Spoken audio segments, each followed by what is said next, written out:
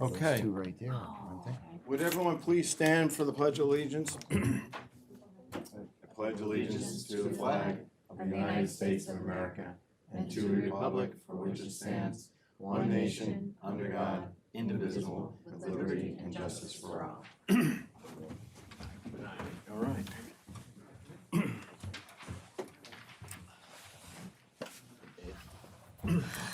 Okay, good evening, everyone. Welcome to the May 19th Village Board of Trustees meeting for the Village of Cornwall and Hudson. First, to begin, I will make a motion to reopen the public hearing regarding the enforcement of Chapter 61 of the Village Code entitled Unsafe Buildings and Chapter 120 of the Village Code entitled Property Maintenance concerning the property located at Section 107, Block 5, Lot 10, more commonly known as 10 Washington Street. May I have a second? Second. Any discussion? All in favor? Aye. Okay, from at our last work session, which was last week, we had continued the public hearing with regards to this property. The meeting was kept open for any further public comment. Is there anyone in the audience that would like to make a comment in regards to the premises? Okay. Just to let you know, Ms. Sudo, the owner of the property, she reached out to me last week on Friday. She is ill. She could not make it. We had a lengthy discussion about what's going on. She's trying to do her best to clean up the property, but I informed her that the public hearing was going to continue and that we would finish it out tonight. At this point, the next step for us to do is this, and that is issue findings and determinations. That's going to take a bit, and what we're going to end up doing is having our attorney, Joe McKay, help basically prepare a draft of the findings and determinations based on the public hearing that we've had. So now I will make a motion to close the public. Yeah. Paul, you're not here for 10 Washington Street, are you? No. No, okay, all right. We were just having a public hearing. I just want to make sure that you weren't here for that. Okay. Thank you. All right. I will make a motion to close the public hearing. May I have a second? Second. Any discussion? All in favor? Aye. Okay. So. Mr. Mayor, do you want to make a yeah, motion yeah, to, go ahead. well, the motion would be for you to authorize Yeah. me to draft the So, findings. yeah, okay, so at this point, as I said before, we're gonna have Joe prepare the findings and determinations. So I'll make a motion to authorize our attorney for the village to prepare the draft findings and determinations with respect to the public hearing that we just closed in regards to 10 Washington Street. May I have a second? Second. Any discussion? All in favor? Aye. Okay. All right, moving on, let's see, finish that one. Okay, public comment. Would anyone like to make a public comment? Doug, come on up. Please state your name and your address for the record. Doug Land, 60 Deer Hill Road, Cornwall and Hudson. And you're going to be glad to know that I'm actually not here to talk about the dogs, which were extraordinarily loud last night, but that's not. About 2 years ago, former mayor came up and spent a couple of hours with me walking Deer Hill Road and Mountain Road. We spent quite a bit of time looking at the work that had been done by the Department of Public Works in terms of digging fairly significant trenches up and down Mountain Road and Deer Hill Road in an attempt to fix some of the drainage problems. It didn't work.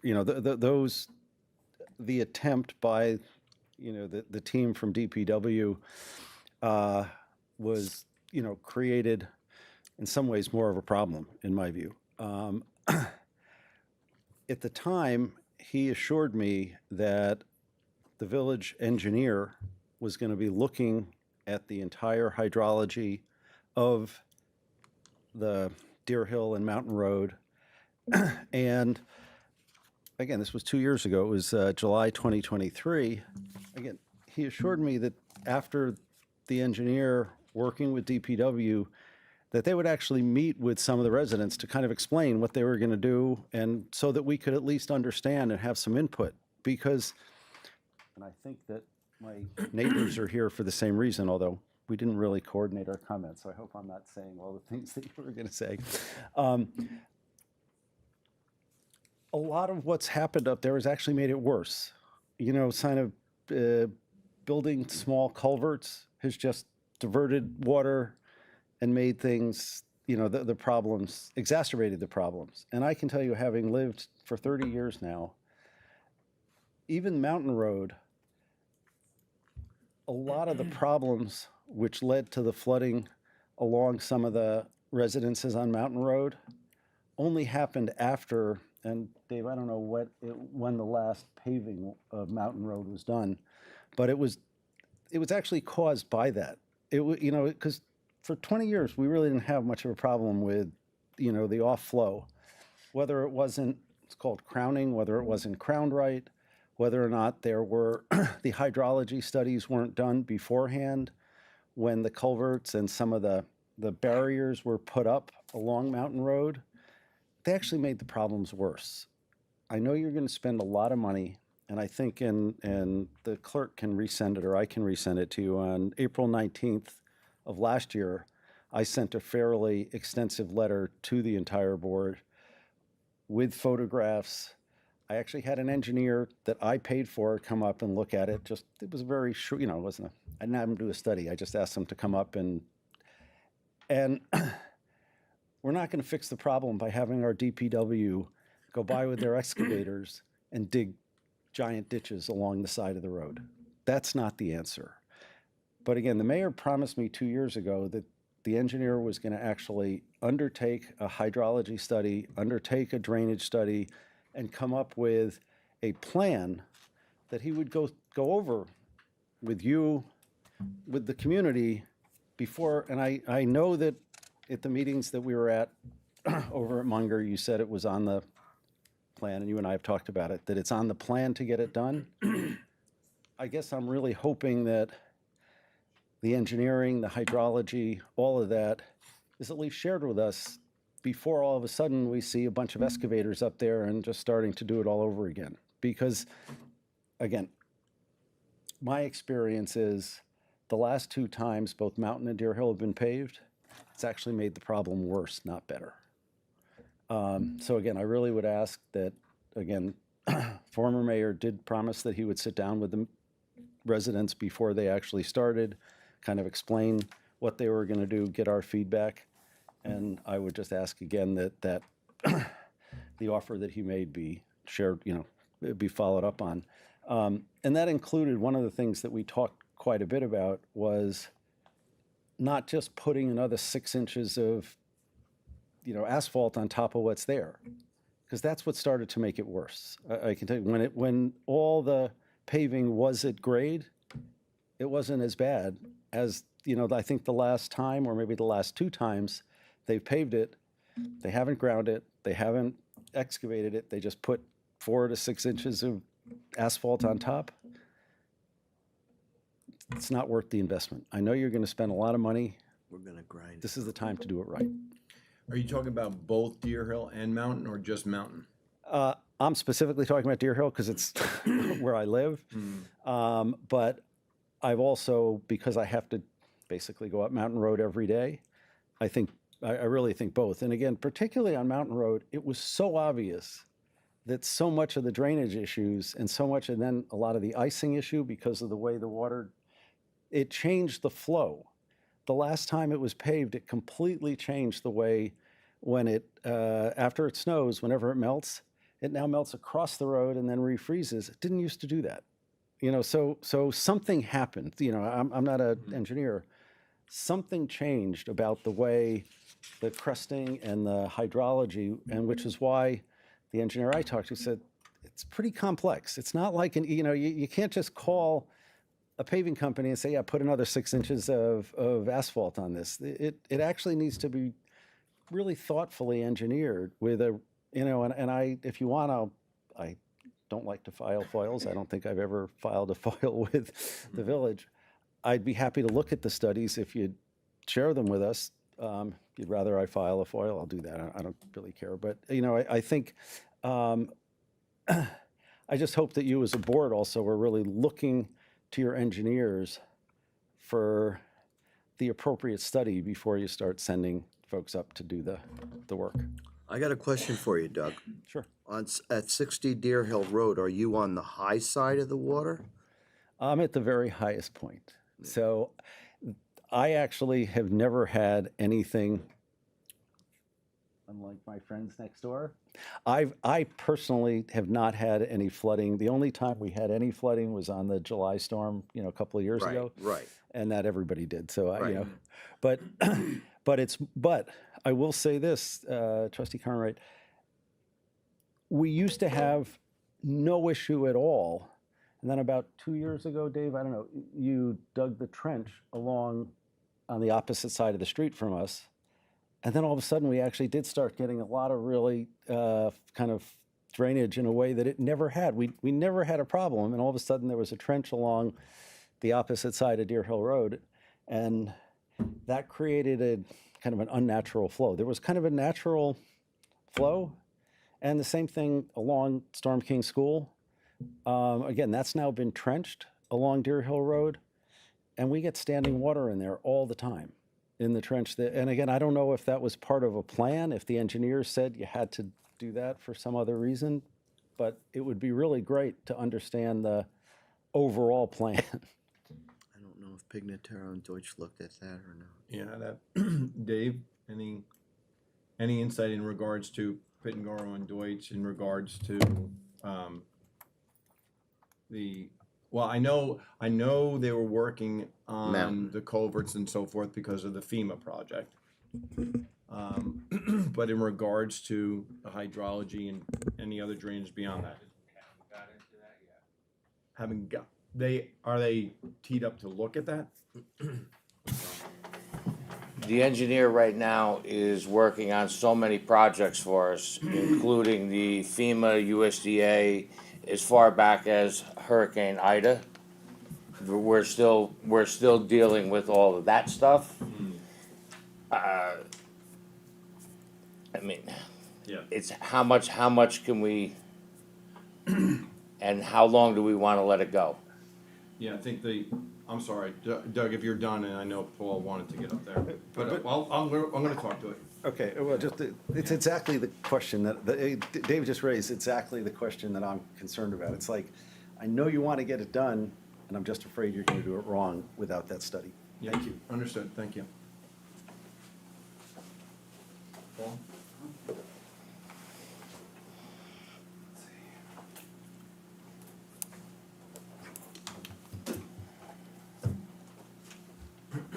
So the nature of, Paul Janis, 46 Deer Hill, the nature of this discussion, or, me talking is, we're all in this together, aren't we? I mean, you guys represent the village, we live in the village, we all want good, I think. We all pay taxes, we all want the tax money to be used effectively, efficiently.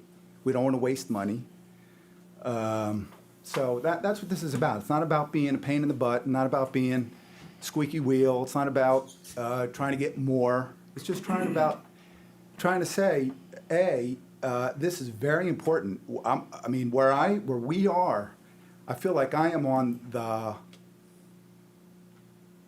looking through the sight of what's going to happen next in Cornwall and Hudson, because when the storms are happening bad and they're hitting us, we're at the top of the mountain. But we're down the mountain about, 100 feet? When these storms are coming by our house the way they're coming by, part of what I'm thinking about is, geez, let me deal with this. Let me try to help what's going on. But then I think about the people that bob into the mountain. They're not even going to know about this until, 5, 8 hours and 8 days later. So the simple reality is that I think that one of the component parts of what Doug is talking about that's missing in the equation is the storms are getting worse. you know? Now, there's climate deniers, people, we can get in here and a debate on what. I'll tell you right now, I've been here for 25 years, and the storms that we're seeing are the worst storms I've ever seen. But the storms that we're seeing are, not only are they close to now, but they keep coming. Even little rains now are intense, you know? I jokingly tell my friends that don't live here that it's like we're in Vietnam. It feels like that kind of rain sometimes. So the simple fact is that I think that there needs to be solutions, and I think that the solutions really do need to be looked at carefully by people who know what they're doing. And I'm not saying that the DPW doesn't know what they're doing. I'm saying that the level of finesse requires an engineer. And furthermore, I'll say, because we've talked to the previous mayor too, and we're promised also that we would have some clarity and a visit. None of those things have happened.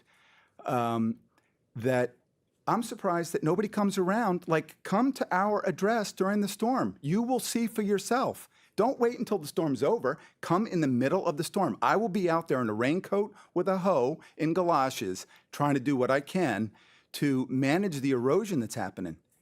So I think that it begins with the engineers actually getting on their raincoats and coming out in a rain and driving around and looking at what's going on. To Doug's point, little changes. Water is funny stuff. It's a little more viscous than air, so it's not as fluid as air, but it's very, very sensitive. So you make a little change, and you create a completely different result, and we all understand that and know that. So big changes, I think, are dangerous without a plan.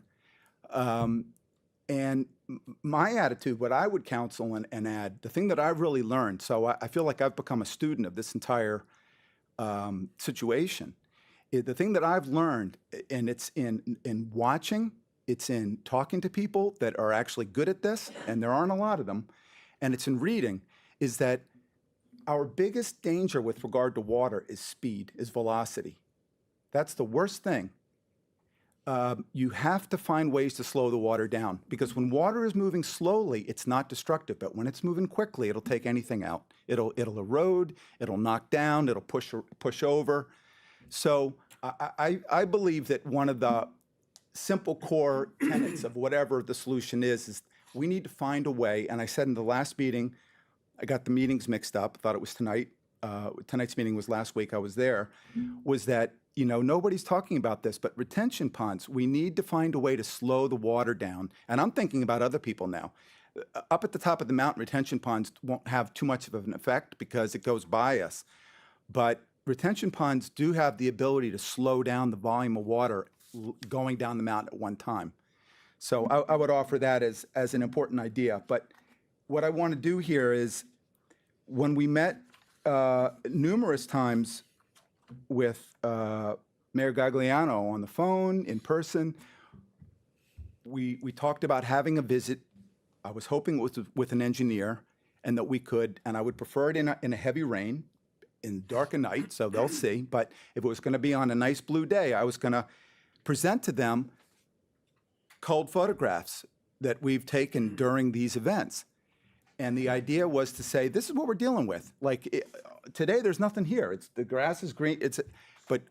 So this is what I've got, if I may. And this was prepared 2 years ago. If there's mistakes, typos, I mean, so what this is showing is, I'm gonna keep one copy so I can kind of look at it myself. And we don't need to go through this page by page. It's really more about leaving this with you so that you can kind of see. And again, the way I began was, this is all about doing the right thing, about trying to we're going to get wiped out. The town's going to just be a mess. So the federal government's not going to be there for us. I mean, the FEMA money's not even come through yet from the storm here. So we need to start being creative and starting to solve these problems ourselves. The specific problem that we're dealing with, so this is now where I'm going to talk about our own stuff. I'm trying to talk about the shared problem that we have, but our specific problem is, we used to have a deep gully that ran alongside our property. And our property is very specific, 46 Deer Hill, because it's in a very, very sharp S-turn on a hill. And water doesn't know turning. Water goes down the hill, and it just goes where it's going. It's not going to make the turn. And what you'll see in the photographs, let's see, let's go to page, look at page 4, top right photograph. That's our yard. It looks like the Colorado River. Page 4, top right photograph. That's whitewater. So what you're looking at here is that's the That's water. a July storm? They're dated, the comments are dated, but yes. That was the big, most recent one. Yeah. And 3 inches in an hour. That water that you're looking at is the quantity of water coming down Deer Hill and not making the turn, not following the S-curve. It's just going straight across our yard. And where our problem is twofold is I have 2 neighbors up the hill from us. We have Dr. Lucy Swift, now it's the Storm King School, bought her property, and we have McDonald a little bit further up. Both of their driveways were totally washing water down onto Deer Hill and washing out their driveways. This is gravel, and all the gravel that we have down our property is all from their driveway. So the Storm King School property, I will say myself, I literally went up there, diagnosed the problem, solved the problem, talked to the school. They had excavators come. Very, very smart guy, simple guy, runs a machine, but he knows water. And I told him what the problem was. He made adjustments based on the comments, and I prefaced it. I said, listen, you're the expert, but I'm going to tell you what I've seen. He made changes that dramatically took 90% of the water out. The next big storm came. Some more water came down. I called up the school. He came back. I told him what I saw. He made a couple other adjustments, and now there's almost no water coming out of the Storm King School property. Kirk's property is different. His driveway is very steep, and the water is going to come down there. This storm left a hot tub-sized void at the start of his driveway, literally like a hot tub. You could get in it. All that material was in our yard. So what I began by saying here with regard to our property is we used to have a very deep culvert along our property. It was very deep, and being a city slicker coming up here 25 years ago, I didn't know why it was so deep. It was also very coarse. It was not a smooth paved gully. It was rocks, pointed up rocks. And what it ended up doing, as I now realize, is it accommodated the water volume and it slowed it down. So that was filled in, and that was a mistake. I really regret that was done. It really, really regret it. The DPW has tried to make amends to that mistake, I think, by building it back up now, but the volume is just not there. So when the volume gets higher than that wall, which is 5-6 inches, it just comes straight over onto our, and it's coming down at 12% grade. So I'm going to leave this with you to look at, and again, this isn't about, it's about notifying you that we're having personal property that's destroyed by these weather events, and we're asking, would someone please come take a look, understand what we're understanding, and let's look for something that creates change that's not the status quo, not what we have. The other thing that I will just add as a request is that one of the changes that was made by the DPW was not only filling in that culvert completely, literally paving it in, but adding in a drain that's at the foot of our driveway, at the foot of that culvert. It's really a gully. A culvert goes under something. So that gully empties into a drain. That drain just fills up instantly with leaves, debris. It just fills, but it not only does it fill up instantly, become useless. Before it becomes useless, that pipe, which you talked about being fast, I remember. Don't worry, it won't clog, it's fast. That water goes flying down the mountain, and when it shoots, that exit point is onto our property. And if I go now, when that exit point was built, 15 years ago? It was literally at grade. If I go there now, like right now, if we all drove up there, I can stand this deep in the erosion off that gully. The culvert the pipe is here and I'm here. That's how deep it's eroded. So these aren't solutions. I don't see how that could possibly stand the test of time. I mean, it's already failing while I'm watching it. So again, it would be easier for me as a citizen, as a taxpayer, if you said, listen, we don't have the money, we actually don't care, we've got our own problems, you're on your own. At least we're not going to waste our energy trying to be organized so that you can understand our problem. If that's what your attitude is, if that's, and not attitude, but if that's what it needs to be, then just say it, you know? But if you really do want to have effective solutions, and I think that this speaks to, my warning is that these storms aren't going to, every single one, I kind of wince, like, geez. I mean, we've got sandbags since that in front of our driveway to try to dampen the flow coming off that S-turn. I literally have learned to park around sandbags. So, like I say, it would be nice to hear what we can expect. And I'm open to expecting nothing. If you want to say, we have no money, you're only one person, you're on your own, that would be nice to know. And and that would be where we are. But if you do want to approach this is a very technical location. It requires, in my opinion, I think if your engineer comes and he thinks that it was a waste of his time, we'll pay the bill. How's that?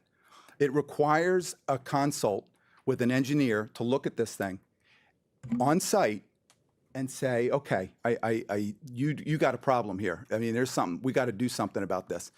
And like I say, if he looks at this and says, you don't need me for this, then, like I say, we'll pay for the consult. So I have 3 copies. I left you 2. I'm going to give this one to Dave. Yep. Okay. Thank you. Thank you. So with respect to this, okay, there's a couple of things we're staring down, and Dave, you have to give me the date. In regards to the FEMA funding for Mountain Road, when does our project have to be done? 2 years after they do the final sign off. So we're not right now, we're not under any time frame. Okay. And our engineers are working on that for the culvert. Okay. And in regards to Deer Hill, the FEMA funding was just for Mountain. Okay. All right.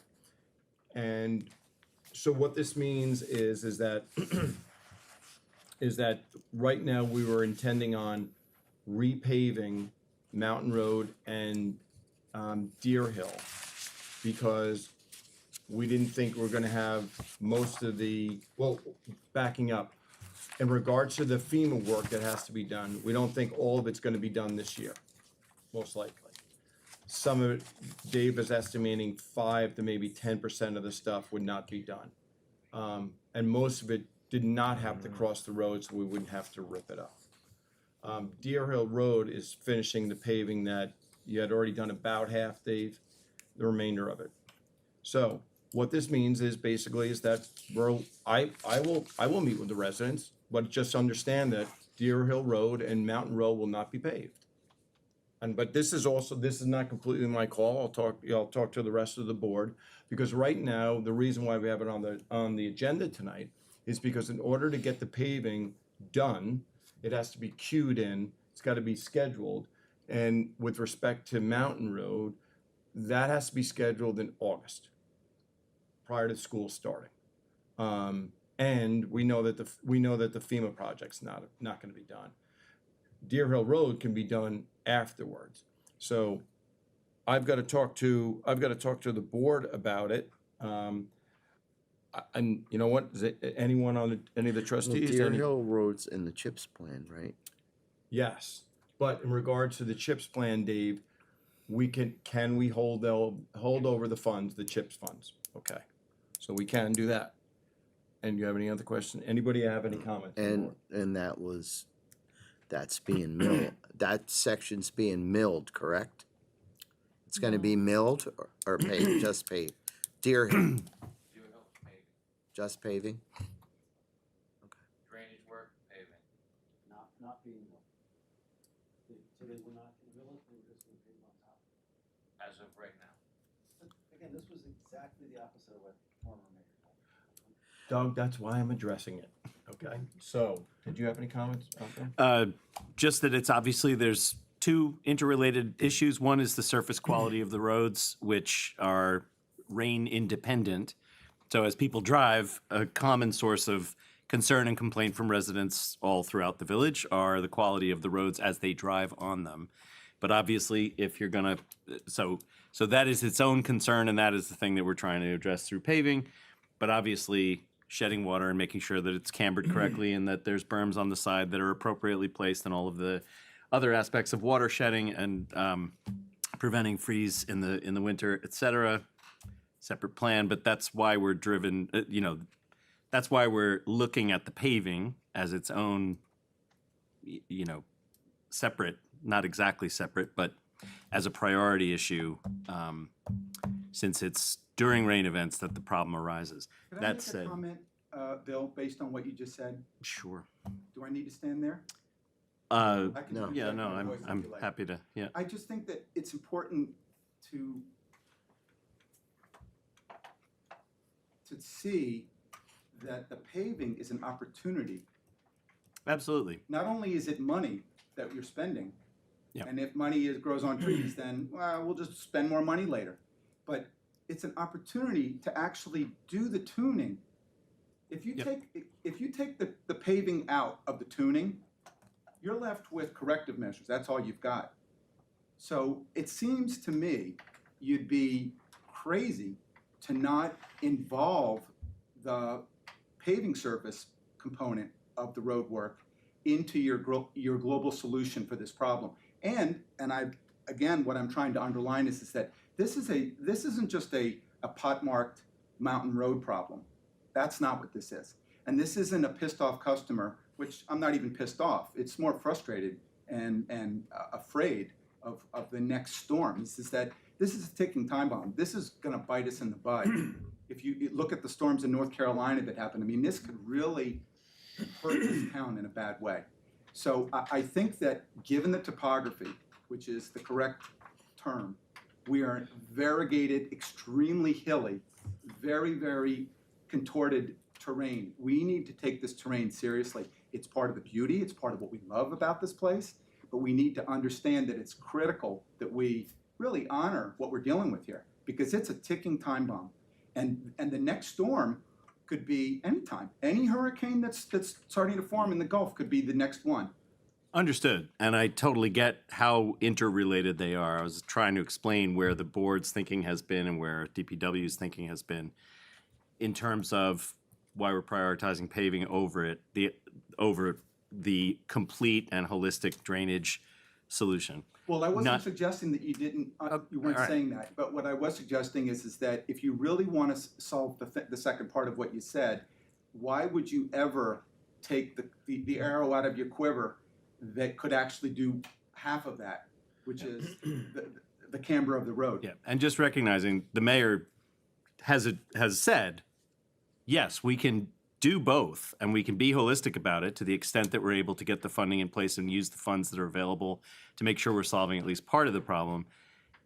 But Mountain Road and Deer Hill Road won't be paved if we're delaying that so that we can hold off to get it all done holistically, correctly in one fell swoop. So it would delay the surface piece, which is a common source of concern and complaint from residents, so that we can be more holistic. I mean, is there an interim step that hasn't been thought of yet that might assuage the road condition? Simply giving, some of the really pot-marked stuff some fill? That's, unless Dave corrects me otherwise, that's the only way we could do it, is just fill it in. Dave? Drainage improvements. Until we get, the bottom line is this, is that the step is, we've got to go to Pittengar and Deutsch, our Village engineers, the village engineers, speak to them about it, have them come out and do an assessment. If you're gonna ask me, Paul, how long that's gonna take, we have the FEMA project, we have Hasbrook Avenue. That project for Mountain Deer Hill and Maple Road has to start at Dock Hill Road and work up. The holistic drainage Increase the solution. size up above without increasing below.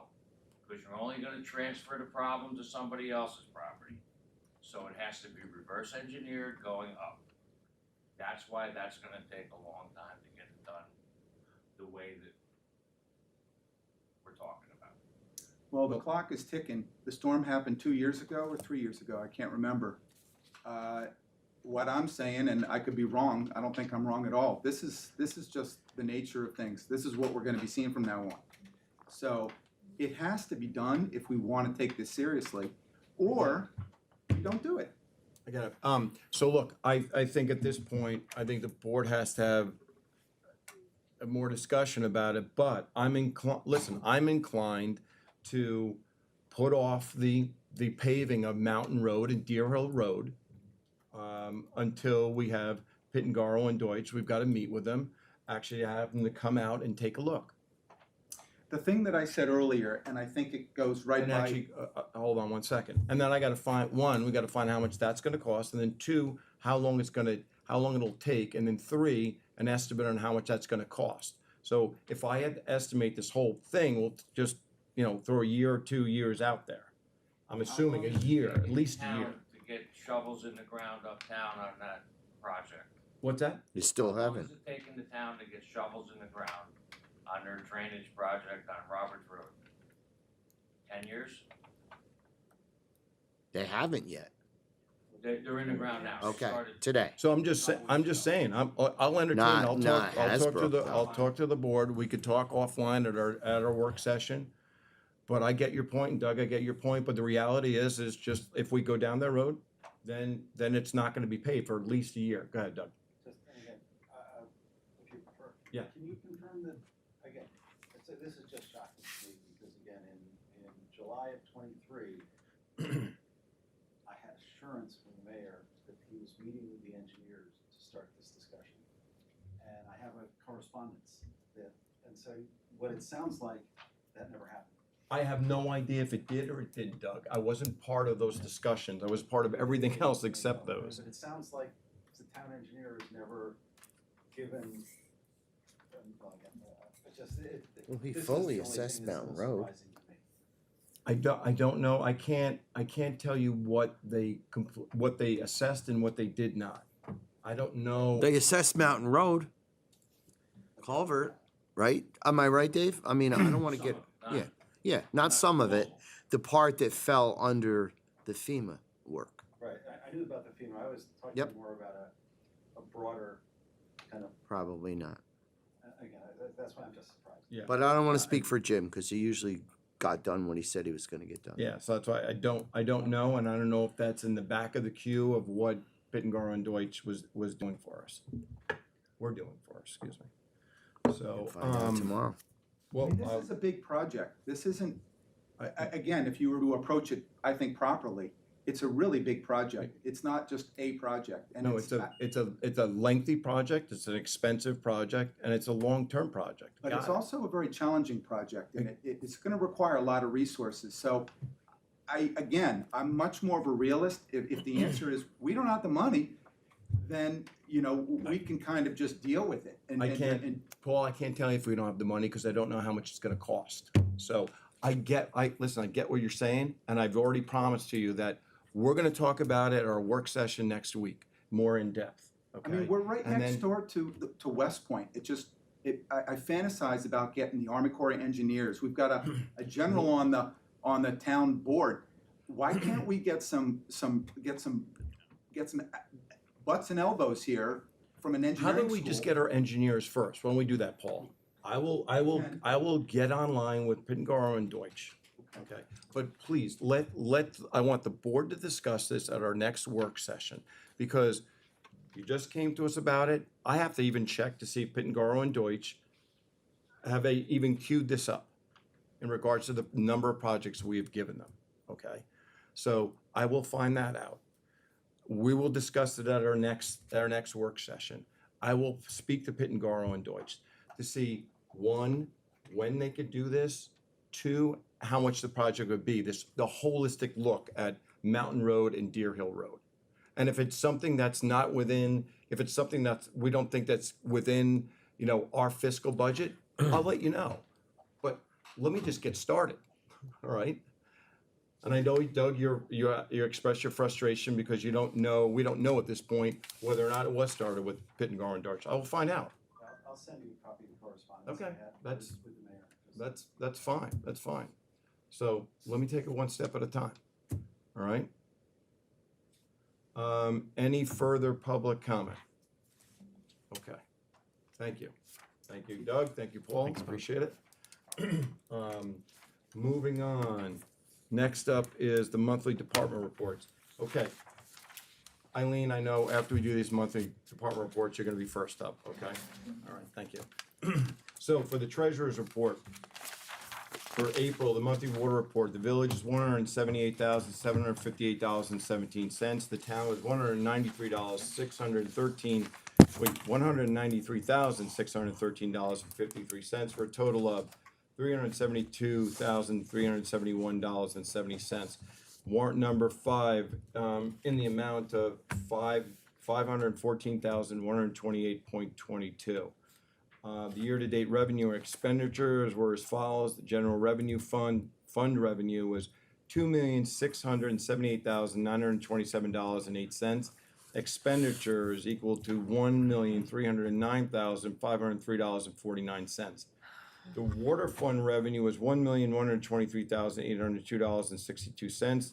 Expenditures were $711,255.36. The sewer revenue funds were $158,487.12, and the expenditures were $13,473.31. For a total receipts of $4,007,596.73. That equates to about 41% in anticipated revenues. There were $2,034,232.16 in anticipated expenditures through April, and that equates to about almost 23%. The balance collected for the sewer capital is $695,186.40 through April. Total taxes collected through April were $375,938.01, and that equals to 12%. The notes are NICLAS interest year-to-date through April our general was $11,555.96. For water, $3,315.30. And for sewer was $1,989.19. Any questions from the board? Maintenance here. Okay, let me just move this over here, Dave. Okay, next up, what do we have? We have Building. building. Dave? Yep. Okay, report for April 2025. Building permits issued 9, certificate of compliance occupancy issued 5, on-site inspections 29, violations 4, stop work orders 2, municipal searches 5, solar panels 0, fire inspections 2, Manny Carmona, code enforcement officer. Any questions in regards to, Manny could not make it Manny's- tonight, he had another meeting he had to attend to. I just want to note in regards to 69 near Deer Hill Road, since Doug is here, I've been in touch with Buffy. If you've spoken to her, I feel like I speak to her every day now, but I was, She tells me, so that's why I don't. okay, good, all right, I was gonna ask her that, have you been, providing the information, so I appreciate it, I have one person to do it, very, very good, so in regards to 69 Deer Hill Road, report of inspection in regards to more than 5 dogs. The report of inspection means he has to repair the situation within a certain amount of time. I think he was granted him 15 days.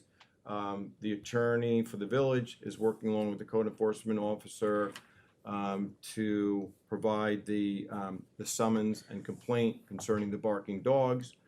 Buffy has, as well as you, have provided the dates and times, and they're gonna call with providing the detail for the supporting affidavit for the summons and complaint. They've already been in touch with Buffy. That also includes, the fire truck and I forget what the other apparatus was, the backhoe. You never know what's up. Yes, exactly. So what I told Buffy, it's not going unnoticed. I know it's behind the scenes. I don't bring it up all the time. I talk to Buffy and Manny almost every day. So, all right, okay. All right, moving on. Fire department. Is that Bill? I can certainly do. 'Cause I- Village of Cornwall on Hudson Board of Fire Commissioners report for April 2025. This is the department report. So in each category, automatic alarms, there were 6. Carbon monoxide condition, there was 1. There were 5 drills, 4 EMS calls, 1 gas leak, 1 hazardous condition, 2 meetings, 2 motor vehicle accidents, 1 odor of gas, 2 public service calls, 4 training events, and 2 work details. For a total volunteer hours, 542 and 31 events. The department answered 100% of its calls. Forest rangers from the New York State Department of Environmental Conservation conducted wildland firefighter training with 13 department members. Firefighter Matthew Wilhelm completed Firefighter 1 training. Firefighters Tonneson and Yang attended electric car battery training. Captain Trainer, Lieutenant Quinn, and firefighters Ortiz and Noller completed truck company operations training. And Boat 416 is in service at the Cornwall Yacht Club. And that is per the Board of Fire Commissioners. Any questions, concerns, or comments from the board? Okay. Moving on, we have the police department report. Trustee Paleota, please. Monthly police report, April 1st, 2025 through April 30th, 2025, 409 total calls for service. Felonies, there's 0. Fraud, 0. Criminal mischief, 0. Petty larceny, 1. Harassment, aggravated harassment, 4. For arrests, there were 0. Vehicle traffic, personal injury, accidents, 0. Property damage, accidents, 3. Traffic summons issued, 27. Traffic warnings issued, 8. Parking summonses issued, 2. Traffic enforcement posts, 6. Speed radar sign postings, 3. Non-criminal activity, fire response calls, 9. Domestic incidents, 3. Alarm response calls, 6. Noise complaints, 1. Suspicious incident calls, 1. Animal complaints, 5. 0 disorderly persons. Departmental assists, Town of Cornwall, 6. EMS, 9. Other agencies, 0. Other police agencies, 0. Welfare check, 3. Citizen, 0. Other COH departments, 3. During the month of April 2025, Cornwall and Hudson PD assisted with both traffic and security at the annual Cornwall Central High School Junior Prom Riverfront Picture Taking event. During the month of April 2025, Cornwall and Hudson PD participated in Orange County Stop DWI Traffic Enforcement Grant funded. Respectfully, Chief Stephen E. Dixon. Chief is Okay, here. next up, we have the Public Works Department. Okay, Village of Cornwall and Hudson Department of Public Works, April 2025. Trash collected for the month, 144.50 tons. Recycling collected, 18.2 tons. Yard waste collected, 100 yards. Repairs and maintenance of village-owned vehicles and equipment continues. Mowing and trimming of village-owned properties has resumed. Sweeping the streets has resumed. Blacktop patching has begun. Boat docks repaired, awaiting clearance from the insurance company for installation. Spring bulk cleanup was completed. Removed hazardous tree at Donahue Farm. 2015 garbage truck is back in service from Packer Refurbishing. Lighting in the meeting, kitchen, and restrooms at the firehouse replaced with, lighting in the meeting room and kitchen was replaced with LED fixtures. Notes, June 1 through 4th, myself, meaning Dave, along with the working leader Wayne Yeoman, will be attending Highway in Ithaca provided by Cornell University. David Halverson, Superintendent of Public Works. Any questions for Dave? Okay. Seeing none, Bill, would you mind doing the water department report, please? Village of Cornwall on Hudson Water Department, April 2025 monthly report. Monthly production was 23,339,000 gallons with a daily average of 778,000 gallons. The department collected 56 water samples in accordance with DOH regulations. Routine operations and maintenance were conducted for treatment facilities. Work continues to bring the Black Rock Water Treatment Plant online. Under transmission and distribution, 132 utility markouts were completed, 5 water service shutoffs and turn-ons at owner's request, completed spring fire hydrant flushing and testing, a water main leak was repaired on Holleran Road, curb valve boxes were repaired at 24 Grand Street, 65 Laurel Avenue, and 21 Hasbrook Avenue, and the department installed temporary water line on Shore Road. Under meters, they read all commercial water meters. 4 final water meter readings were completed. 7 residential water meters were replaced. 8 water line inspections were completed, and 2 miscellaneous repairs were completed. Under notes, Rich Smith and Jason Sargent attended continuing education training sponsored by the Hudson Valley Waterworks Conference. Joe McCormick and Lou Dela Cruz successfully completed the New York State Department of Health Grade D Water Operators Training Course. Dan Nye and Superintendent Trainer will be attending the New York Rural Water Technical Training Conference in Verona, New York from May 9th through May 21st. That sounds quite long. I'm No, not the sure those 19th. dates are right. It's 19. 19th. It's a Yeah. typo. Okay. That's good. Long conference. And Superintendent Trainer will be on vacation, right? Is it now yet? No. No, not yet. On vacation from May 24th to May 31st. And that is respectfully submitted, Michael P. Trainer, Senior Water Superintendent. Okay. Any questions? No? Okay, moving on, last one, New Windsor Emergency Medical Service, trustee Paleota, please. New Windsor EMS report for April 2025, 100% response rate for primary areas. Call volumes, 368 total responses, 218 New Windsor, 92 Cornwall, 22 Cornwall and Hudson, 20 Highland Falls, 4 Montgomery, 2 West Point, 5 Woodbury, and 4 Blooming Grove.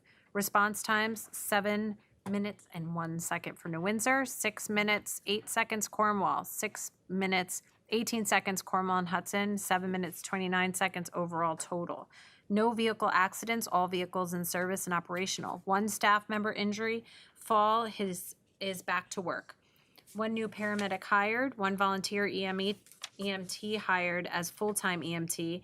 He is a New Windsor resident.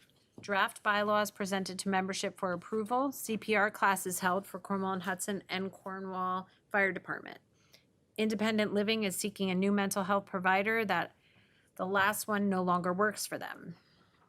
New fly car ordered to replace a 2017 vehicle that is near 100,000 miles.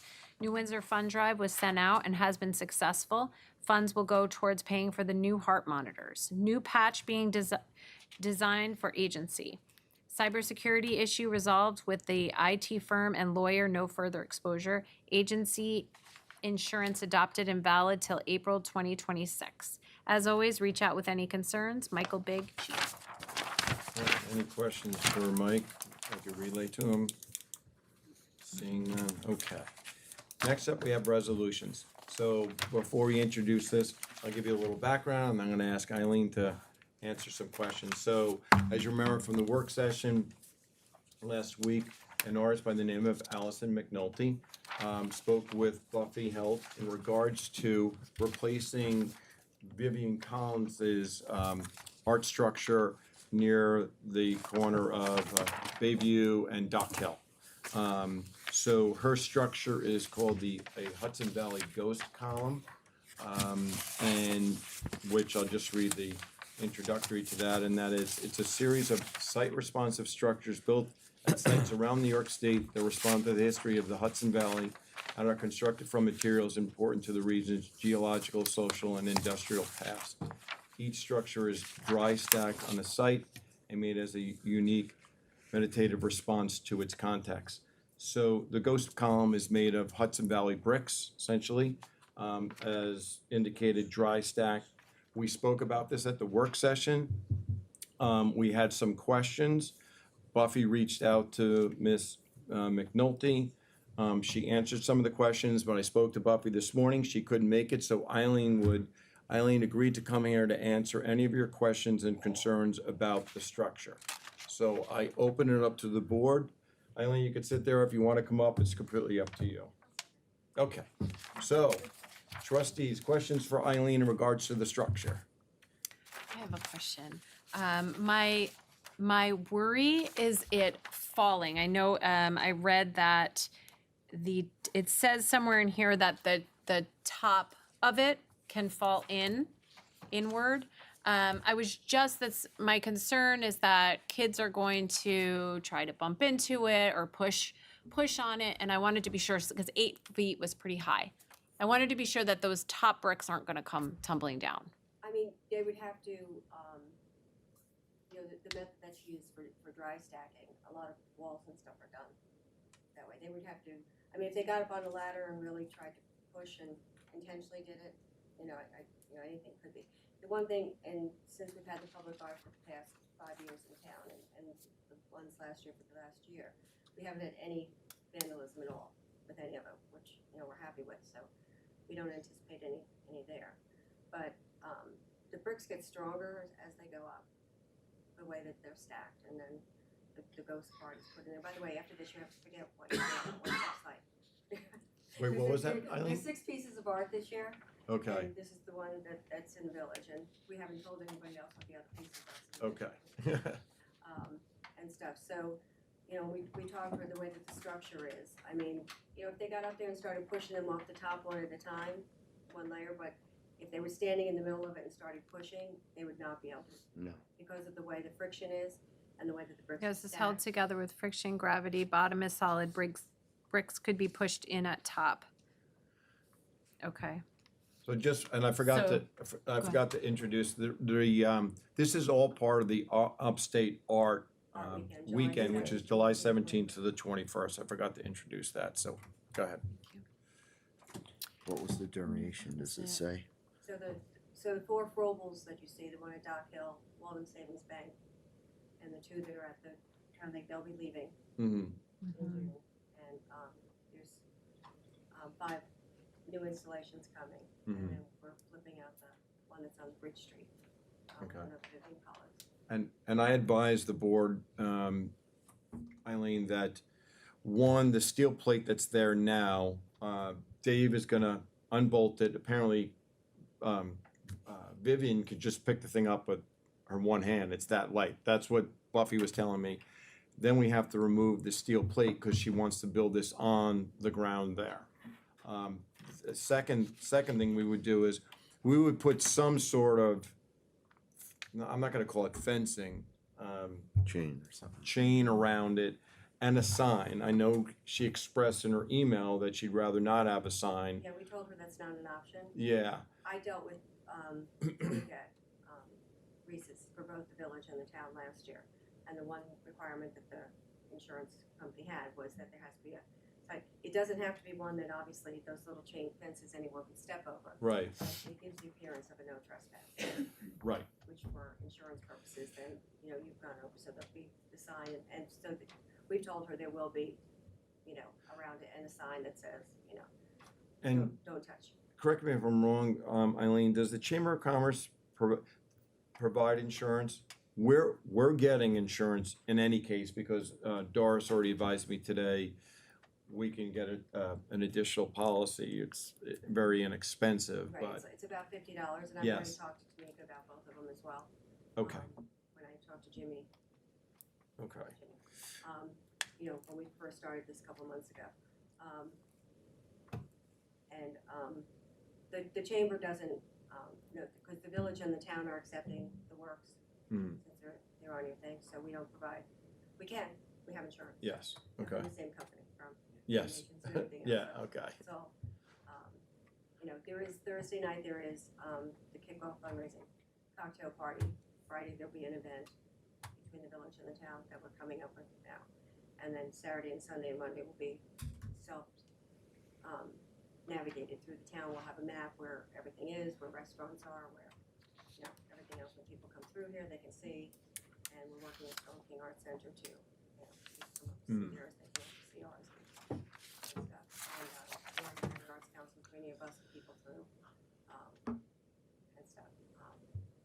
Okay. What's the, Eileen, what is the duration of the exhibit?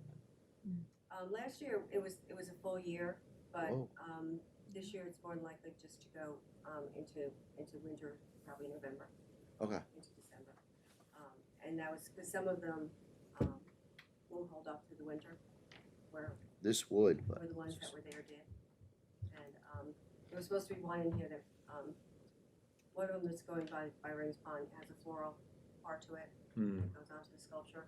And then there's also a big, sculpture part that's supposed to be in, have to do with the anniversary of the, Storm King Central Hudson decision and stuff.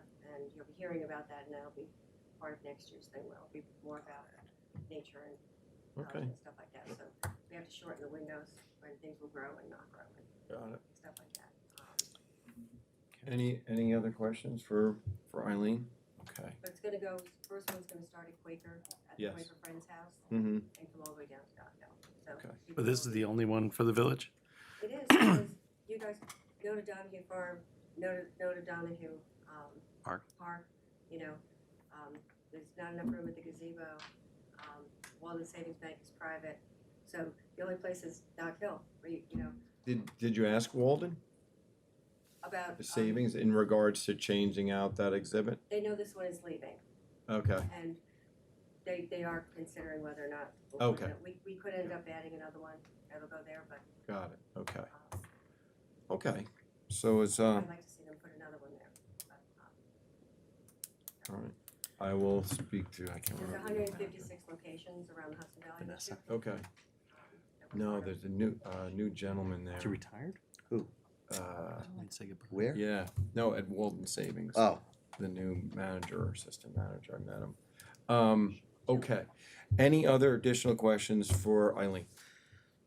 All right. So, and I was remiss when in. did she start? When did she start it? Well, that was just what I was That's- going to ask. The thing is, she actually goes out and researches, so she researched what bricks were built here, because everybody who was, but they actually made the bricks in the towns where they were building the buildings, because they was easier than transferring them around way back in the, and she found where, you know, what bricks were made here in Cornwall, what was used. She's found some of them, so she needs a place to store them, and then it takes her longer to install than the others, so she would like to bring them possibly in a week or 10 days. I think Put that. them there. I went and looked at the site, there is a place over from Vivian's thing, and then we're hoping to move, I was gonna talk to, Dave and Tom, you know, mid-June, out with the. Yeah, we can arrange, that can be arranged. I know Buffy had advised that she was looking to bring the bricks there as soon as possible. It's pretty easy for us to move that. We can get that done in the next week, Dave. Well, when. yeah, I'll have to coordinate with him, because she's gotta get them and take them away, so we don't wanna, we only wanna use up their time for both Tom and Dave's crews to Yes. do it once. We would Yes. prefer not to take it away, we would prefer her to take it away. Right, basically, what I was just gonna say, so they just need to unhook them, and we told her she has to Yes, yeah. move them. And like I So, said, it's very light, so she can. It's just us taking the steel plate, the steel plate away from there. So Right. that's easy. And those plates, we kind of designed them last year, these guys came up with a great plan that they could be moved and used elsewhere for things, so. Okay. All the ones that actually things are on now are gonna be moved as, and only one of the things are gonna be installed on one at the town hall up on the hill. Okay. Thank you very much, Eileen, for coming and answering all the questions. You're very welcome. So at this point, I will propose a resolution. I'll move to approve the installation of a Hudson Valley Ghost Column sculpture at the site of the current sculpture at Dock Hill Road Extension area. The current sculpture will be removed by the artist, and the Hudson Valley Ghost Column will be installed by the new artist, Allison McNulty, in the same location. Insurance will be carried by the village and the artist. May I have a second, Second. please? Any discussion? All in favor? Aye. Aye. Okay. Eileen, thank you very much. All right. And you don't have to stay for the rest of I was this if just you don't gonna want announce to. the meeting. This surface, What's that? that was in between. Is that next? Oh, yeah, let me Did you see. get that? Yeah. Okay, that was done. Found it in the middle. Okay, hold on. For the minutes. Oh, the next one up is approval of the minutes. All right, I'm gonna make a motion, I'll hold, yeah, hold my thought. I'm gonna make a motion to approve the minutes from the April 14th, 2025 special meeting. May I have a second? Second. Any discussion? All in favor? Aye. I'm also gonna make a motion to approve the meeting minutes from the May 12th, 2025 special meeting. May I have a second? Second. Any discussion? All in favor? Aye. I was remiss in not pointing out that trustee Galliano is not here. She's at her last meeting with the Board of Education, and then she'll return at our next work session and thereafter, so. Sorry I didn't mention that, okay. Next up, we have a laborer for DPW. So, Dave's not here, but He's we just had, talking outside. oh, yes, well, we had a laborer who left for another job about a month or two ago. Dave has reached out, we published the opening. Dave interviewed a few people, and then we narrowed it down to two people. Dave and I interviewed. At this point, Dave selected Mr. Edward Dean LaFaro. So I will make a motion to appoint Edward Dean LaFaro as a full-time laborer to the Cornwall and Hudson Department of Public Works. Mr. LaFaro, his appointment is subject to the terms of the current collective bargaining agreement and is subject to the longest probationary period provided for by the Orange County Rules for Administration of the Civil Service Law as amended January 24th, 2024. May I have a second? Second. Any discussion? In the memo from David says, subject to passing a pre-employment physical. Just want to mention that in case it's. Okay. All in favor? Aye. All right. All right, next up is the appointment of a temporary full-time receptionist. This is Jacqueline Masterson. This is a combination of, right now Barbara left as our, not historian, but our records clerk. And then Susie left, I can't remember Susie's last name right now. Yarmus, she left. And Jacqueline Masterson has been our part-time person who has been filling those two positions, so to speak. So at this point, we're looking to appoint her to a temporary full-time receptionist position. So I'll make a motion to appoint Jacqueline Masterson as a temporary full-time receptionist to the Village of Cornwall and Hudson. Miss Masterson's appointment is for 90 days, starting on May 19th, 2025, and ending on August 19th, 2025. Ms. Masterson will be paid at the rate of $20.40. May I have a second? Second. Any discussion? All in favor? Aye. Thank you. All right, part-time police officer. Chief, how many part-time, I know we have someone else who's also resigning, but right now, part-time police officers, what's the number we have right now? Total? Budgeted for 9, this would make 9, Okay. bring us up to that capacity. So the board last week, we met with Mr. Frank D'Antono, to fill a position as a part-time police officer. He had 20 years experience with NYPD, very qualified. The board was extremely happy with the applicant. So at this point, I'll make a motion to appoint Mr. Frank J. D'Antuono as a part-time police officer to the Cornwall and Hudson Police Department. The officer's appointment is approved subject to the current collective bargaining agreement and is subject to the longest probationary period provided for by the Orange County Rules of Administration for Civil Service Law as amended January 24th, 2024. May I have a second? Second. Any discussion? All in favor? Aye. The annual fire department annual inspection dinner. So Storm King Fire Engine Company #2 holds their annual inspection every year. They used to have it, where'd they have it, Charlie? Over at Mountainville Manor years ago. It's been at Mountainville Manor, it's been at Anthony's Pier 9. Right. It's been in the Firehouse Bay during COVID. But the past few years, we've had it down on Donahue Park, and it's been great. We've had some pretty good weather at each one of these events, so. Don't jinx it. Yeah, I shouldn't say anything, you're right about that. All right, so I'm gonna make a motion to approve the special event request by the Storm King Fire Engine Company #2 to hold an inspection dinner on June 21st from noon to 10 p.m. Setup is noon, it's not the entire day. Donahue Memorial Park, June 22nd at the same time will be the rain date. The serving of alcohol is approved for this event, provided the required permit is obtained by the New York State Liquor Authority. May I have a second? Second. Any discussion? All in favor? Aye. Thank you, Charlie, appreciate that. And Rick, thank you. Yeah, there he is, okay. All right, the municipal tourism grant, this is one of 2 tourism grants that we usually apply for each year and seem to get. So, I'm just gonna make a motion to authorize the mayor to enter into an agreement with the Orange County Department of Tourism for the purposes of applying for a grant. This tourism grant, which is usually around a little bit under $5,000. May I have a second? Second. Any discussion?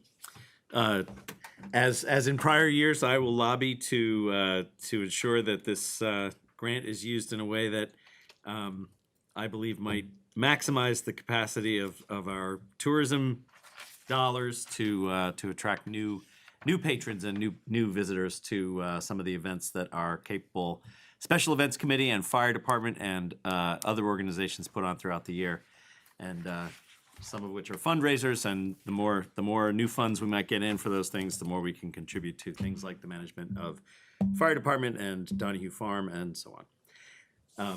But that's in the future. This is just a resolution to authorize the mayor to apply for the grant. Correct. All in favor? Aye. Aye. Thank you.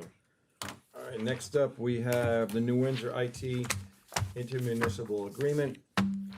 So, we've been using New Windsor, IT for many, it's gotta be 10 years, I think. Our last agreement was 2011. We're entering into another agreement with them. We've had council look at the agreement. The good thing is I reached out to Supervisor Steve Bedetti. He agreed to keep the rate at $125 an hour. There was an increase in regards to overtime, holiday, and weekend, but most of the time, we don't even use them during those periods. So, with that, I'm gonna make a motion to authorize the mayor to enter into an intermunicipal agreement with the Town of New Windsor Information Technology Department for the purposes of providing information technology to the village of Cornwall and Hudson. May I have a second? Second. Any discussion? All in favor? Aye. All right, next up, we have the New Windsor EMS Ambulance Service Agreement. So we entered into an agreement with New Windsor EMS over a year ago, or actually a few years ago. They've done, as you see, we read off the report every month. They are, as Jim used to refer to, they are the gold standard. They do an excellent job. They've hit 100% of the calls. I don't think we can get a better service. When you start looking at other municipalities and how they get ambulatory service, they pay much more than we do. That being said, the price has definitely gone up. It's shared between the town and the village. In the previous contract, from 2023 through 2025, it went from $288 a year to $312,000 to $336,000. This contract for 25-26, it's going up to $456,000. The year after that, 2026 to 2027, $504,000, and then finally the last year of this 3-year term of 2027 to 2028 is $552,000. Again, it's shared with, not shared, it's actually the town collects the money via our taxes. But again, this is a deal considering other municipalities. Bill and I were speaking about this at the work session. I believe it was the city of Newburgh, much larger, but they used a private ambulatory service, and it was 1.2 or 1.4 million dollars. So we get some excellent service from Michael Big and the rest of the New Windsor EMS team. So I'm gonna make a motion to authorize the mayor to enter into an intermunicipal agreement with the town of Cornwall and the New Windsor Volunteer Ambulance Corps for emergency services. May I have a second, please? Second. Any discussion? All in favor? Aye. Thank you. All right. Next one, we have a re-levy adjustment. So we have a piece of property right here on Hudson Street that was incorrectly re-levied with a water charge of $593.63. When it was inputted into the computer, apparently the section block and lots got mixed up or was read incorrectly. So the premises that got the $593.63 that was re-levied onto their property, she had to pay it, because once you're re-levied, you gotta pay the whole thing. So what we are doing is, we are going to cut her a check back for that $593.63, and then we're gonna properly ledger it against and charge the correct homeowner for that $593.63. So with that being said, I'll make a motion to authorize a credit for $593.63 to section block and lot 106-6-9 and the correct utility account to be charged. May I have a second, please? Second. Any discussion? All in favor? Aye. All right, fire truck settlement. So, Charlie, you wanna take a stab at just giving a little background? So, I know this has been around a while, but So, last year, May 4th last year, engine 412 was in an accident. The engine had significant damage to the body. The insurance company sent out an assessor who valued the repair at $238,000. yes. We The speaker. Can you hit the speaker, please? There you go, thanks, Ron. We didn't agree with that amount. The village retained our own assessor, who came up with a valuation of approximately $400,000. The insurance company countered at $280-something thousand. We rejected that again, and they came back with $300,000, which they say is their final offer. So, thank you for that description, Charlie. So, the board, myself, the attorney for the village, Joe McKay, Charlie, Rick, and Mike Trainer, we met, as well as our counsel for our insurance company, our insurance carrier. We had a meeting a few weeks ago where the offer was at 285, 283 around there. Charlie and Joe and our counsel pushed back on it. We got him up, we have him up to $300,000, plus the vehicle, the damaged vehicle, we get to keep. We can try to sell it as a whole or part it out. We'll get some money from that. We think after the board discussed it, as well as the fire commission discussed it, we think it's a very reasonable offer.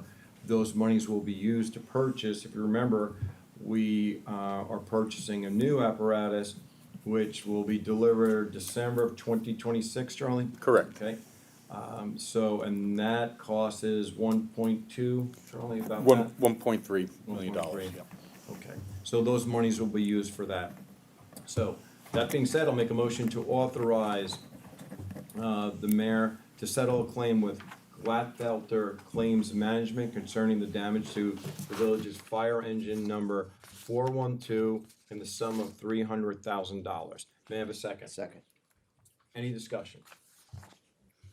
All in favor? Aye. Thank you, Charlie. Thank you, Rick.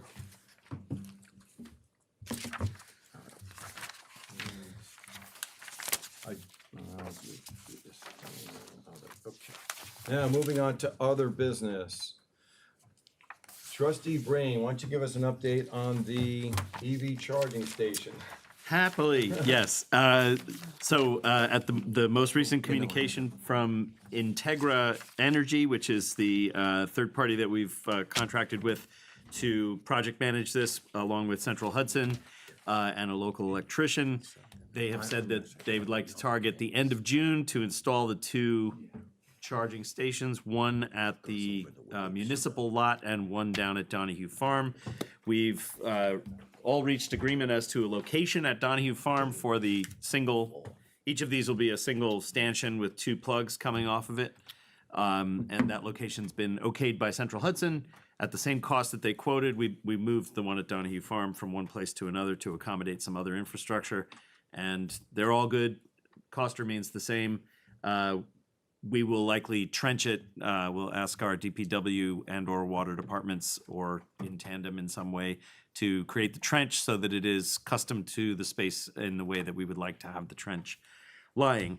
And we're good to go. And the total, there's incentives from New York State, although one of the other trustees pointed out that the new state budget does include additional funds for electric vehicle charging infrastructure. There's no changes to the incentives. It's just more money in that pool. So we're getting the same incentives we were getting before, which covers somewhat over 50% of the total cost of installation. And we should be good to go. At the end of June, they're going to give us a new site plan, and then they're going to give us a timeline and explain the next steps Very shortly. good. Any questions for Bill? Thank you, Bill. You bet. Moving on to the firefighting training stipend proposed law. And Joe had, we had spoken about this at the work session. Joe gave us the proposed law. The board is still looking at it. What it concerns is training for the firefighters. They would be compensated for their time right now, most of the time, well, all the time right now. When the firefighters do their training, they are not compensated for the time that they're actually doing the training. The purpose of the law is an incentive for the firefighters to engage in training on an annual basis. Am I missing anything, Charlie? No. Okay, all right. So the board's gonna take a look at this. We'll speak at it at the next work session and consider it from there. So, we'll tee that up for June 9th. Any questions in that, with respect to that? Mr. Mayor? Yes. I think some of the commissioners were going to get some feedback. Oh, that's right, Charlie, yeah. To us, so that the board can then, look at it at the work session. The assistant chief made some comments on it. I made some comments on his comments. It hasn't made it back to you yet? Okay. I will verify. So that's like what I asked last week, Charlie, how much training, who did it, And I haven't done that yet. I will Okay. get that. All right, to you. yeah, that's what we need. We just need a snapshot of what you've done in the past, how many people do this training, what the anticipated training. So whatever, give us as much information as you can, that we can make an educated determination as regards to what we're staring down financially. Yep. For the training, okay? And the only reason I haven't done it yet is because we've changed our database twice in the past 2 years. Got it. So I gotta go back to the old Okay, databases. very good, thank you. All right, moving on, so River Sweep. So I just wanted to point out, Carla Castilla and Ted Warren, each year they do they've been in charge of the River Sweep down in the waterfront. And Carla was kind enough to provide the results of the River Sweep, which happened May 2nd. So just to give you a snapshot of how much was picked up. First, Carla wanted to thank DPW for picking up the garbage that they collected near the gazebo and Shore Road and so forth. But she noted that the attendance, she said the numbers were good despite not having the Cornwall Boy Scouts and NEMA's participation due to conflicting events that day. The total attendees were 65. The approximate number of kids meaning up to 12th grade, were 20. They had 2 college age kids. The groups that were present were the Boy Scouts from Washingtonville, the Girl Scouts from Cornwall, Cornwall Central High School, Storm King School, the Cornwall Garden Club, and the Cornwall Cleanup Crew, as well as AAA Northeast. Some of the elected officials that are there were Trustee Paleota, Trustee Brain, former mayors Galliano, Coyne, and Gross, and Supervisor Wojciechowski, and CCAC liaison and councilwoman Michael Rozzi. The total waste collected was 662 pounds. The recycling, they had 11 bags of 165 pounds. They had 19 bags of 285 pounds, including 2 bags full of water chestnuts. Other items, 211 pounds, consisting of 2 tires, a small car hood, 2 bicycle tires, 1 traffic cone, broken toilet pieces, metal grates, metal lawnmower casing, plastic lawn chair, carpet remnants, big blue floaties, wires, metal rods, and metal lids. Of note, at least 4 6-packs of Modelo beer cans and glass bottles, lots of shoe soles, a child's boot, brand new banner, pulling of a brand new CSX netting from the creek and returning back to the proper location. And a couple of volunteers noted that somewhere along Shore Road, someone is dumping food and cat litter. So if you're doing that, please stop. Thank you again to Carla and Ted for spearheading this, and for the trustees for attending. I could not attend, I had to attend something else, but thank you once again. What's that? As did I. Oh, as did Dave, okay. All right, that's River Sweep. All right, the assessment review for our Catskill Water Plant. Long story short, our Catskill Water Plant, which we're really not using too much, obviously we pay taxes to the town of Cornwall on that.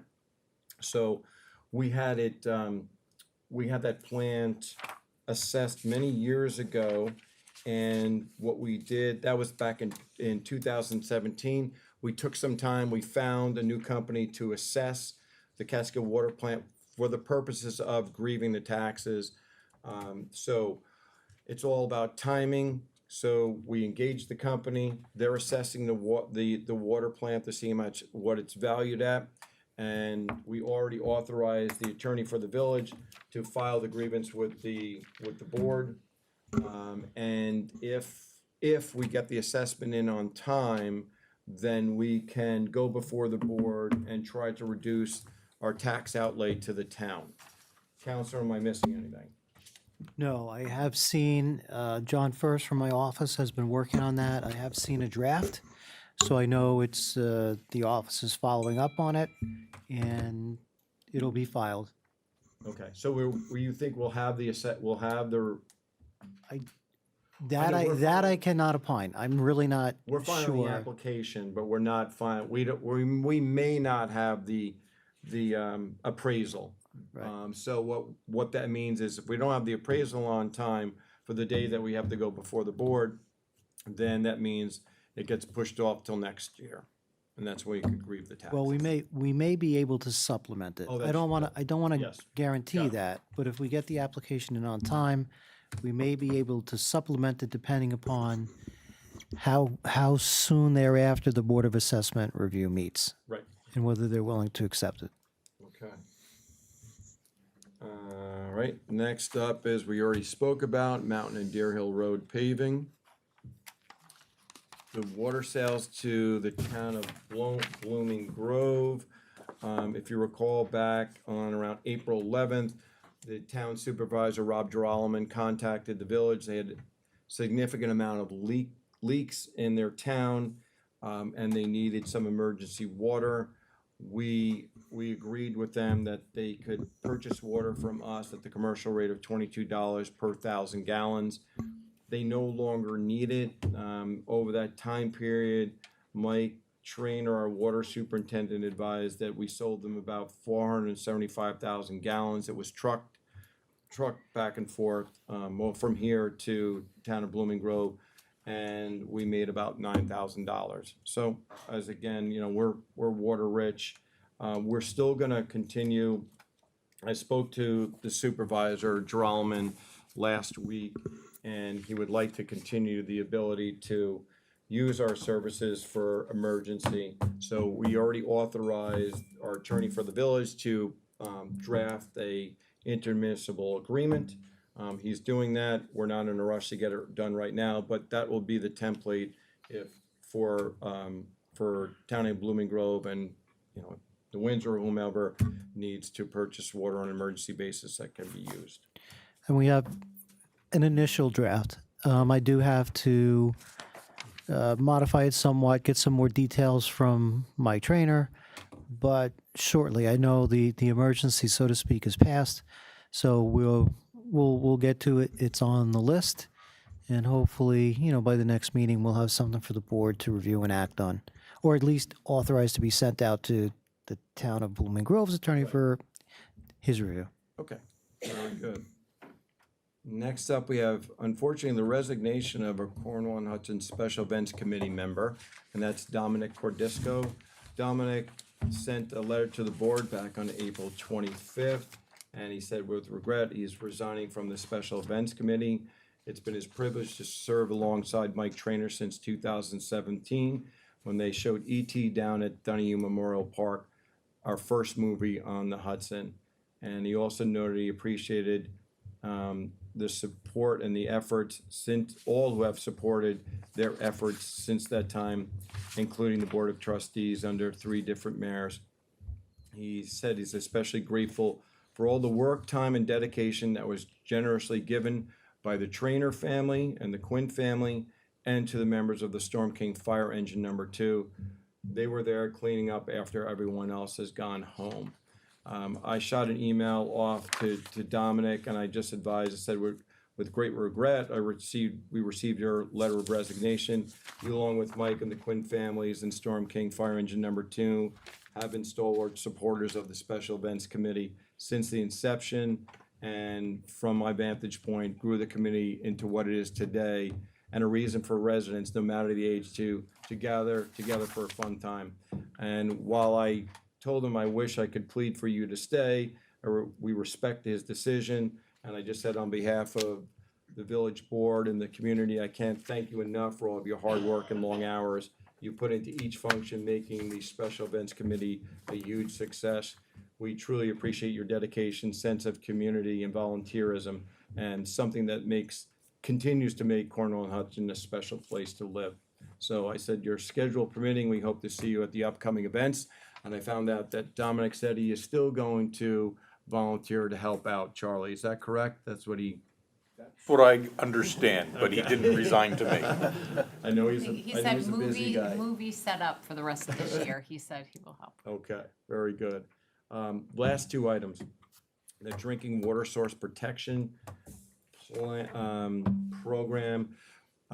Very long story short, a committee of people, the EPA began a drinking water source protection plan decades ago. It's been pushed down to the DEC level in New York State.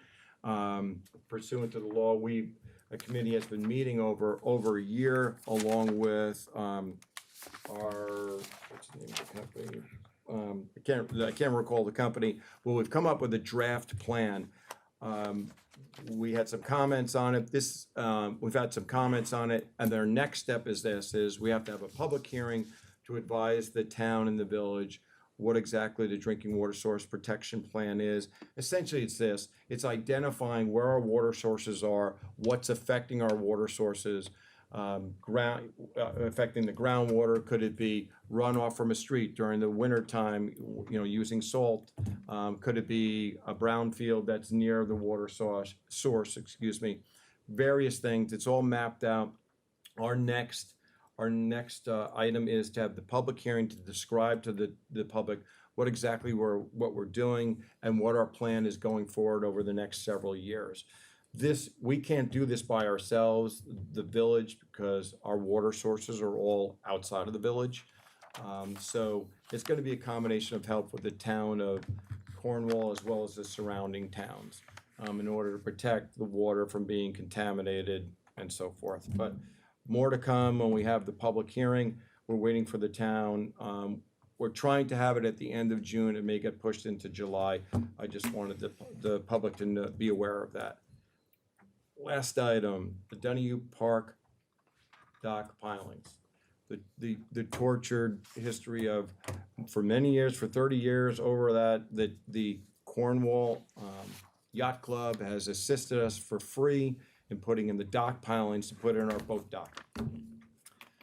This year, they purchased a new apparatus last year, and we entered into, we have a rental agreement essentially between the village and the Cornwall Yacht Club to rent the apparatus for $1,500. They're providing the men as well as our DPW assist. They've done this free for many years. The bottom line is our insurance company seems like it is just determined that we have boat docks, and we've been trying to get these docks in over, it's gotta be two month period of time. We think we are there. We think we have now checked all the blocks, with the exception of the insurance company has asked our engineer to meet with the head of our DPW down at the docks, so we can show them exactly what's going to go on. Once our engineer approves, then we can enter into this agreement, and the docks will be put in with the assistance of the Cornwall Yacht Club using their pile driver.